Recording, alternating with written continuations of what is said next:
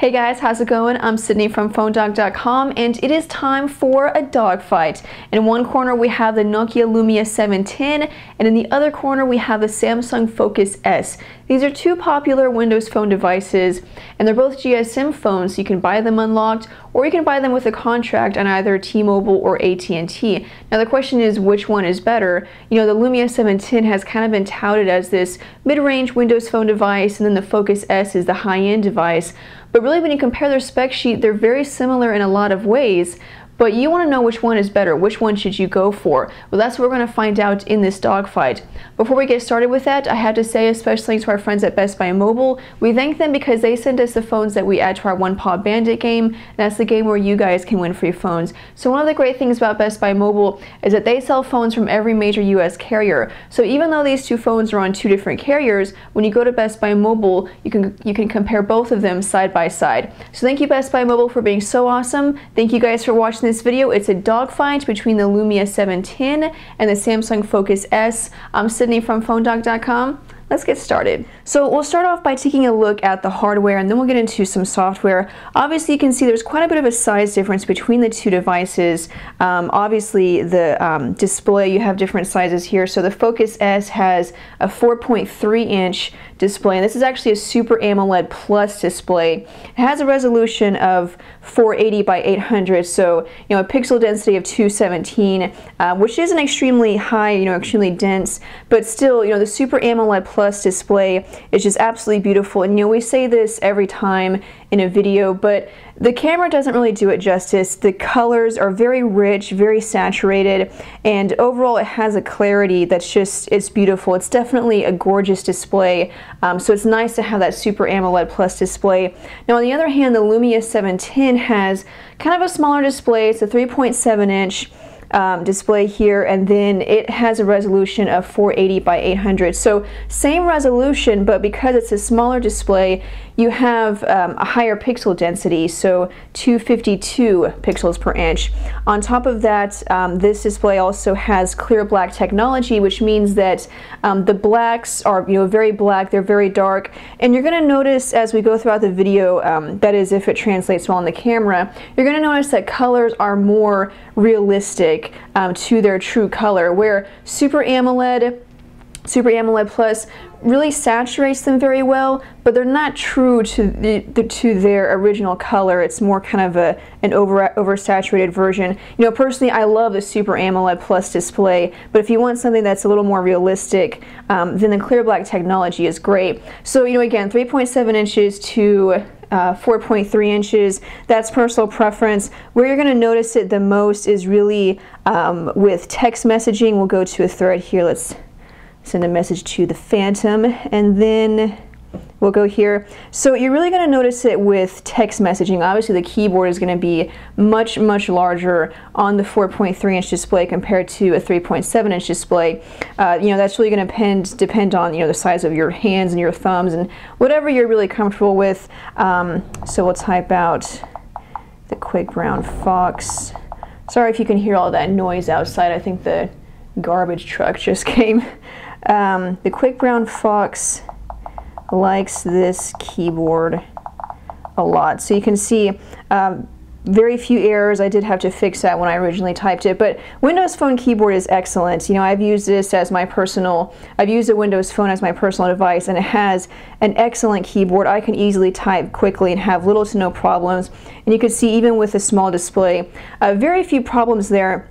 Now again, obviously having a larger display, it's going to be a lot easier. However, one thing that I've noticed with the Focus S, and I'm not sure if it's maybe a glitch or something with this particular handset, particular device, but the keyboard lags, and that's something that I've never noticed in a Windows Phone device. I've used several. The keyboard is always very smooth. You can see transitions are smooth. Very few problems. So overall processor performance is great. Of course, now it's going to lag. But for some reason on this keyboard, it lags. So we'll type out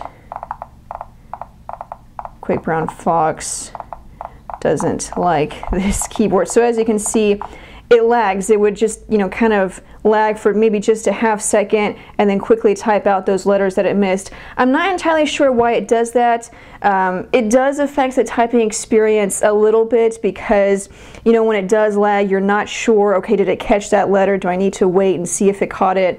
It is kind of a little irritating. Again, like I said, you know, it may just be this particular phone. I haven't noticed with any other Windows Phone device, but that's kind of a little irritating with the Focus S. But again, you do have the benefit of having a larger keyboard. So, you know, a little more on hardware. Below the display here, you can see the typical Windows Phone buttons. On the Focus S, you have capacitive buttons. On the Lumia 710, they are physical buttons. So you can see you actually have to press them. The Focus S is also much thinner. If we go to the side profile view here, you can see the Lumia is a pretty thick device. It's 0.5 inches thick, which, you know, isn't incredibly thick, but you know, I've seen smartphones with a physical keyboard that are that thick. So for a phone that doesn't have a physical keyboard, it is, you know, slightly chunky, but again, it's still comfortable in the hand. You can see it kind of has a curved back there, so it's still comfortable to hold. But you know, compared to the Focus S, which is 0.33 inches thick, it's just much thinner, has a much more sleek profile, very comfortable to hold in the hands. Both of them have, you know, very nice and elegant hardware designs. Nokia has a great history of having just great hardware. Samsung also has some sleek looking hardware. Obviously, you know, they tend to use more plastic, but if that doesn't bother you, overall great designs for both phones, but you know, the Samsung Focus S is much thinner. In terms of physical buttons, pretty much the same. The volume rocker buttons are on different sides. On the Lumia, it's on the right side. On the Focus S, it's on the left side. And then the camera button is on the right side, which is mandatory for all Windows Phone devices. Then you have the power button right here. And then on the top, we have the 3.5mm headphone jack, power button, and then the 3.5mm headphone jack on the Focus S, and then the micro USB port is on the bottom, whereas it's on the top. So kind of some, you know, some slight differences there, but overall, you know, hardware, I think just having a slimmer profile is definitely nice with the Focus S. Now we'll talk a little bit about some software here. Obviously, you know, they both ship with Windows Phone 7.5, known as Mango. You know, that version came with, I think, about 500 or over 500 new features that brought to Windows Phone. So you get all of those great additions, multitasking, and a couple of other things. Well, actually, you know, several other things, obviously, because it's over 500 new features. But both of these phones also come with some specialized software that you can only get with each phone and not with other phones, unless, of course, in the case of the Samsung Focus S, this will come with all Samsung devices. So, but anyway, you know, they do each come with their own kind of specialized software outside of Windows Phone. So we'll start with the Focus S, and you can see here we have this daily briefing app. So if I select that, since Microsoft doesn't allow for custom skins over Windows Phone, you'll notice that a lot of manufacturers include this little hub. You know, you have HTC Hub, you have this daily briefing with Samsung devices, and it's basically a way for them to add their own customizations, you know, without being allowed to add a custom skin. So you have weather, you can scroll over and see news, you can see I have selected to see technology news, stocks, and then you can add currency, top tweets, and change some settings. And then, like you saw, the live tile has the weather and it will automatically update.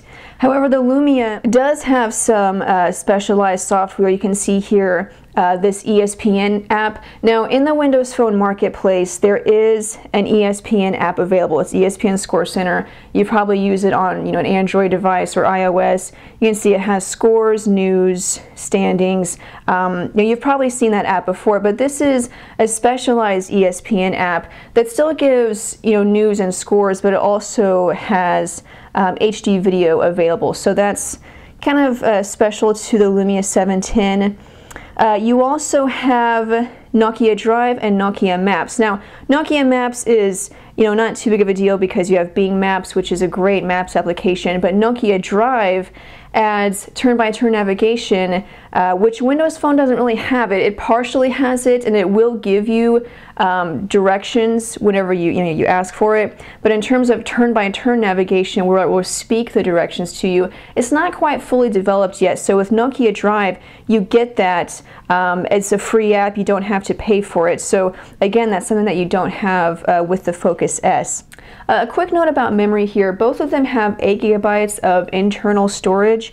Windows Phone currently does not allow for external micro SD cards, and so the 8 gigs of internal memory is what you get. Now, they do both come with some pre-installed software. You can see here some AT&T apps, and then with the 710 you have things like Netflix and a couple of T-Mobile apps here. As with all Windows Phone devices, you can easily uninstall these. Just do a long press and you can uninstall it. So if you're worried about them taking up the memory, you can easily uninstall anything that comes with the phone. But memory is the same for both of them. It's 8 GB.